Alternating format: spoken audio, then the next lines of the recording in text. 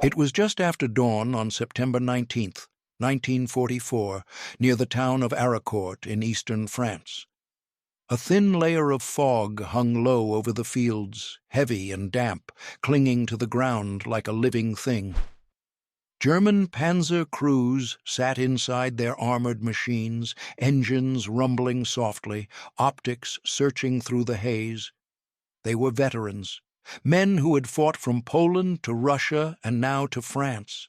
If you want more content like this, subscribe now and comment below. They knew how to aim, they knew how to fire, they knew how to kill. But that morning, something was wrong. Targets appeared and vanished before they could steady their sights. Fast, low silhouettes moved like shadows. Shells fired by the panzers slammed into empty ground. The crews adjusted, recalculated, fired again. Still nothing. Across the field, the American M18 Hellcat was already gone. The M18 Hellcat was not built like other armored vehicles. It was light, it was thin, and it was fast, very fast. When German crews first encountered it, many thought it was a mistake. No proper tank destroyer should move like that. No armored vehicle should be able to dart from cover to cover at such speed. Yet the Hellcat did exactly that. It did not wait. It did not hold positions. It struck, repositioned, and vanished before the enemy could respond. For German gunners trained to fight slower, heavier tanks, this created a serious problem. You can almost feel the confusion inside those German turrets. The optics were clear. The rangefinders worked. The gunners were experienced. But the target did not behave like a target. The Hellcat did not pause. It did not expose itself for long. It appeared for seconds, fired, and disappeared behind hedgerows, buildings, or rising ground. By the time the Panzer turret rotated and the gun aligned, the Hellcat had already moved again. The story of why German Panzer crews struggled to hit the M18 Hellcat begins with speed. The Hellcat was one of the fastest armored fighting vehicles of World War II. Powered by a Continental R975 radial engine, it could reach speeds over 50 miles per hour on open ground. Even off-road, it moved faster than most German tanks. The Panther and Tiger were powerful machines, but they were heavy. Their turrets rotated slower. Their acceleration was limited. They needed time to aim and stabilize. The Hellcat denied them that time. On November 8, 1944, near Metz, a platoon from the U.S. 704th Tank Destroyer Battalion moved along a tree-lined road at first light. The ground was wet. Visibility was poor. German Panther tanks from the 11th Panzer Division were positioned on higher ground, watching the road. The German gunners spotted movement and prepared to fire, but the Hellcats did not advance slowly. They burst forward, engines roaring, then split apart, each vehicle moving at a different angle. The Panthers fired. Their shells struck dirt, trees, and empty road. The Hellcats had already shifted positions. The design of the M18 played a major role. It had an open-topped turret and very thin armor, sometimes less than an inch thick. On paper, this looked like a weakness. And in many situations, it was. But this forced Hellcat crews to fight differently. They could not trade blows with heavy tanks. They relied on mobility and surprise. They used speed as armor. They used positioning as protection. German crews were trained to fight opponents who stood and fired. The Hellcat refused to do that. By late 1944, German Panzer crews were exhausted. Many had been fighting for years. Replacement crews often had less training. Equipment was worn. Fuel was limited. Communication systems were strained. Against this background, the Hellcat appeared as a new kind of threat. Not heavily armored, not heavily armed compared to a Panther, but unpredictable and extremely fast. In the fields near Nancy on September 25, 1944, American Hellcats moved in coordination with infantry and artillery. They did not act alone. They worked as part of a larger system. Spotters reported German movement. Radio operators relayed coordinates. The Hellcats moved to flanking positions before the Panzers even realized they had been detected. German crews, scanning forward, suddenly found fire coming from the side. Turrets began rotating. Drivers attempted to reposition, but the Hellcats fired quickly and shifted again, always staying one step ahead. The psychological effect was just as important. German crews trusted their armor. They believed in the strength of their machines. But the Hellcat forced them into uncertainty. Targets appeared briefly, then vanished. Shots missed. Time passed. Every second increased the risk of being hit from another direction. The battlefield became chaotic, and chaos reduced accuracy. The M18's gun, the 76mm M1A1, was not the most powerful anti-tank weapon of the war. Against the front armor of a Panther or Tiger, it struggled. But the Hellcat was not meant to fight head-on. Its doctrine focused on ambush and flanking. Crews aimed for side armor, rear engine compartments, and tracks. They attacked where the enemy was weakest. German crews, expecting direct engagements, often faced threats from angles they were not prepared for. On December 16, 1944, during the opening hours of the Battle of the Bulge, Hellcats from the 705th Tank Destroyer Battalion supported American infantry near Bastogne. Snow covered the ground. Visibility was poor. German armored units pushed forward, confident in their strength. But Hellcat crews used narrow roads and forest edges to hide their movements. They fired from short range and withdrew immediately. German gunners attempted to respond, but the Hellcats were already repositioning. It became a pattern repeated across the front. Another factor was turret rotation speed. German heavy tanks had powerful guns but slower turret motors. The Hellcat's turret rotated quickly, allowing it to acquire and fire on targets before they could react. In a moving engagement, this made a huge difference. Seconds decided survival, and the Hellcat often used those seconds better. The terrain of Western Europe also favored the Hellcat. Hedgerows, small villages, forests, and rolling fields created countless hiding spots. Fast vehicles could move between them quickly. Heavy tanks struggled to maneuver in such tight environments. And German crews often relied on long-range engagements where their optics and guns gave them an advantage. The Hellcat closed the distance and forced short, fast encounters. You can almost sense the frustration inside a German Panther crew. The commander spots movement to the right. He orders the gunner to aim. The turret begins turning. The driver tries to adjust position. Then the target disappears behind a barn. Seconds later, another Hellcat fires from the left. The crew scrambles again. The battlefield feels alive, unpredictable, and dangerous. On October 12, 1944, near the town of Luneville, American Hellcats ambushed elements of the German 113th Panzer Brigade. The German tanks advanced cautiously, expecting resistance ahead. Instead, Hellcats struck from concealed positions along the flanks. They fired rapidly and shifted positions after each shot. German return fire hit empty terrain. The engagement lasted minutes, but the confusion it created lasted much longer. Communication also played a role. American tank destroyer units used radio coordination effectively. Crews shared information constantly. When one vehicle spotted a German tank, others moved into supporting positions. German units often faced communication breakdowns, especially late in the war. Orders were delayed.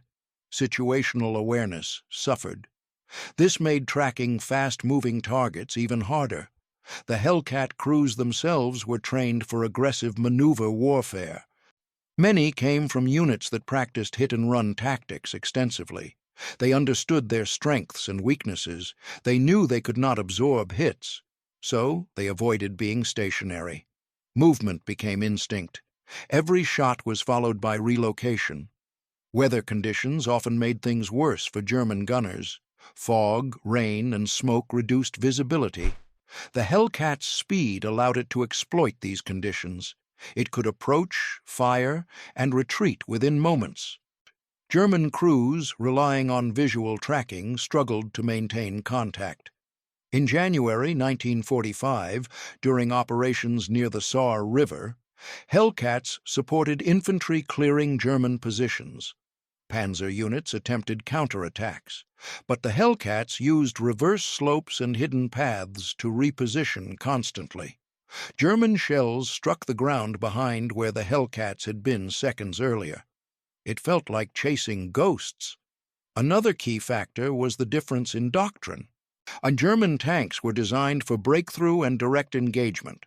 American tank destroyers were designed to counter armor using mobility and coordination. These two philosophies clashed on the battlefield. The Hellcat avoided traditional tank duels. It fought its own kind of battle. Inside a Hellcat, the crew worked in tight coordination. The commander scanned for threats. The gunner stayed ready. The driver kept the engine responsive. The moment a shot was fired, the driver was already preparing to move. There was no hesitation. Survival depended on speed. German crews often underestimated the Hellcat at first. Its thin armor made it seem fragile, but they quickly learned that fragility combined with speed created a dangerous opponent. It was hard to destroy what you could not catch. During the final months of the war, as Allied forces pushed into Germany, Hellcats continued to operate in fast-moving roles. They screened advances, protected flanks, and hunted isolated armored units. German tanks, already limited by fuel shortages and mechanical problems, struggled to keep pace. The sound of a Hellcat engine became familiar to German troops. It was a sharp, aggressive noise. It signaled movement. It meant the enemy was close, and it meant the situation could change quickly. The battlefield itself shaped the outcome. War in 1944 and 1945 was no longer about massive armored charges across open plains. It was fragmented. Towns, forests, and roads divided the fighting. In this environment, speed and flexibility mattered more than heavy armor alone. On March 3, 1945, near Cologne, Hellcats supported an advance across the Rhine approaches. German resistance remained strong, but their ability to respond quickly was fading. Hellcats moved through side streets, struck from unexpected directions, and kept moving. German crews attempted to track them, but often found themselves reacting too late. Accuracy in tank warfare depended on stability, time, and clear lines of sight. The Hellcat denied all three. It moved fast. It fired quickly. It avoided long exposure. German gunners rarely had the perfect conditions they needed. There were moments when German tanks did hit Hellcats. When they did, the results were devastating. The thin armor offered little protection. Crews were vulnerable, but these moments required clear sight, proper timing, and steady aim. Conditions the Hellcat worked hard to prevent. The human element mattered as well. American crews gained confidence as they saw their tactics work. German crews faced growing pressure and uncertainty. Every missed shot increased tension. Every lost vehicle reduced morale. At Arracourt, where some of the most intense Hellcat actions took place between September 18 and September 29, 1944, entire German armored assaults struggled to gain ground.